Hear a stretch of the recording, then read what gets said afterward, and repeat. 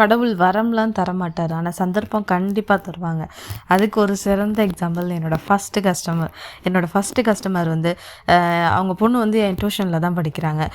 அவங்க கொடுக்கும்போது ஃபஸ்ட்டு சொல்லியிருந்தாங்க, ஃபர்ஜானா நீ கேக் பண்ணுறியா, அப்போ எனக்கு ஃபஸ்ட்டு நீ தான் ஃபர்ஜானா பண்ணி கொடுக்கணும் என்னோடய ஆனிவர்சரிக்கு அப்படின்னு சொல்லியிருந்தாங்க. மேம் நான் இப்போ தான் கற்றுக்கிட்டு இருக்கேன், நான் இப்படி தான் மேம் பண்ணேன்.